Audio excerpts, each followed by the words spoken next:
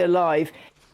Lucy Williamson there. Well, as you can see, I'm joined by Mohamed Taha from BBC Arabic in the studio for more on this. Mohamed, it seems to be tripping off the tongue a lot, a change in US policy, quite a significant change. Were you surprised to hear about these talks? I was really surprised because the US was really relying on Qatar and Egypt in talking with Hamas. It is considered as terrorist group in the US, and it's really unusual in the US policy to see these negotiations are happening. And we can see, Sally, some contradictions in the US positions on that. So if they are talking directly with Hamas, that means practically this war will never come back, because they are negotiating with this party that Israel want to fight with, and at the same time through social, the American President Donald Trump is saying that this is the last warning of Hamas, otherwise they will face destruction. So at the same day, at the same hours, we're seeing two completely different positions of the United States. In the meantime, not much of a response from Israel. Quite curt, I thought, the response from Israel towards We saw some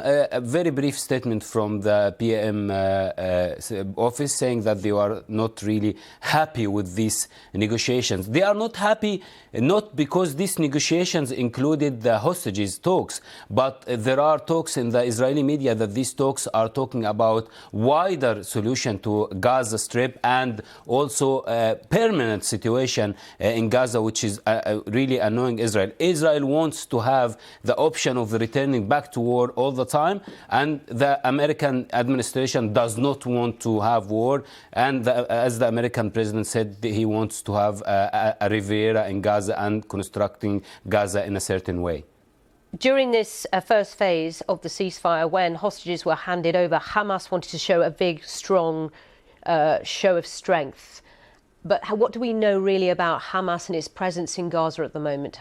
The reports that are coming there, my following to what's happening there, Hamas is in full control in Gaza. We saw this handing over hostages are all across Gaza. We saw them, saw them in police, in administration, in everywhere. That's why Israel does not want to withdraw from Philadelphia corridor, believing that Hamas will take it over. And I think all the efforts that are happening in the region now, the Arab initiative, the Israeli through Qatar and Egypt, and the American direct negotiations, all of them are trying to find a solution to the Hamas presence in Gaza after this war.